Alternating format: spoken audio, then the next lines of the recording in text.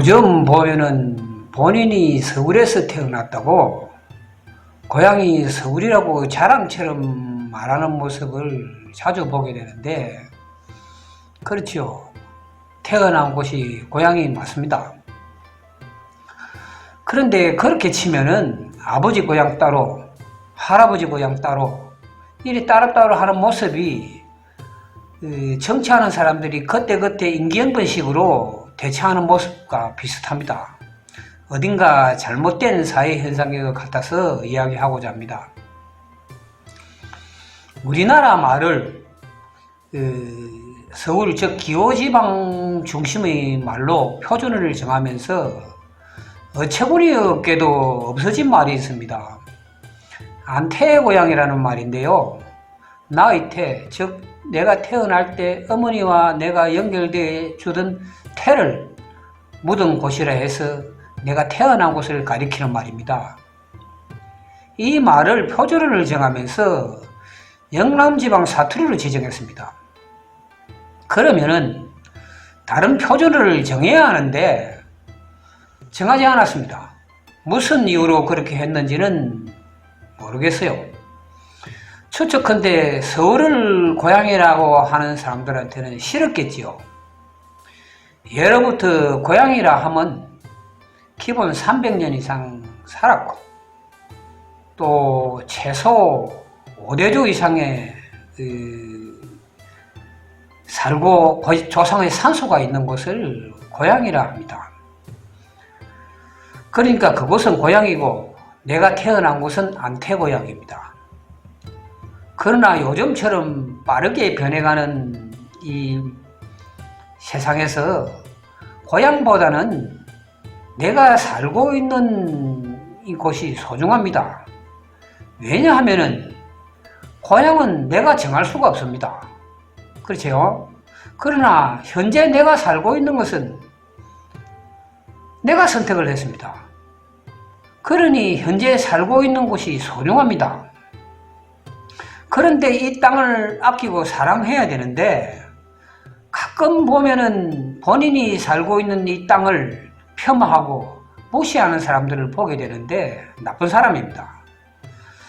출생지를 따지기보다는 현재 살고 있는 지역을 사랑하고 발전시켜 나가야 되는 것이 우리의 덕목입니다.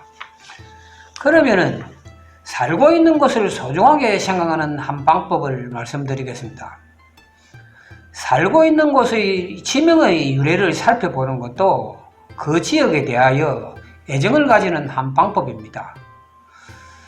우리나라의 지명에 대하여 대략적이고 아주 많이 적용된 부분을 이야기를 하겠습니다. 아주 옛날까지는 설명하기 어렵고 고려 때 가보면은 태조 왕건이 지방의 호족을 포용하는 정책 중에 하나로 고을 이름을 격상을 시킵니다. 한자로 고을주자를 쓰는 거죠. 고을주자는 수도 개성, 다음에 부, 경주부, 부, 다음에 큰 도시입니다.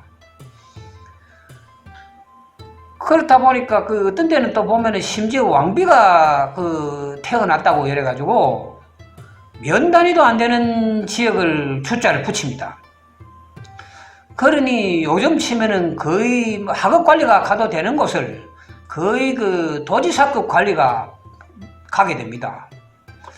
지방의 고위 관리가 내려가게 되면서 이 현상이 고려 말로 가면서 폐단이 일어납니다.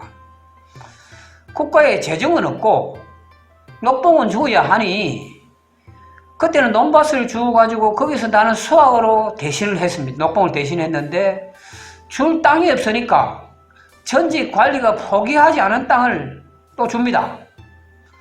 그러니 그 토지를 경작하는 백성은 농사를 지어가지고 국가에 세금도 내고 그 지역에 할당된 또 분담금도 내고 전직 관리한테도 주고 현직 관리한테도 주고 심지어 여러 수차례 관리가 바뀐 경우도 있습니다. 이렇다 보니까 백성은 굶어 죽든지 노비가 되든지 도적이 되는 상황이 왔습니다. 자연적으로 민심이 떠나겠지요. 조선이 개국하고 이걸 바로잡으려고 했으나 귀족 세력들의 반대 때문에 못하고 있다가 태종 13년 1413년입니다. 전국을 8도로 나누면서 작은 곳은 통합하고 중요치 않은 곳은 산, 천으로 바꿉니다. 그리고 또 한편으로는 중국의 지명을 많이 빌려다 씁니다. 그래서 바뀐 것이 예를 들면 울주가 울산, 옥주가 옥천, 또 이 시기에 정해진 것은 아니지만은 그 중국의 지명을 사용한 곳이 많습니다. 양양, 강릉, 함양, 경기도 광주, 충남, 개봉 등이 있습니다. 굉장히 많이 있습니다.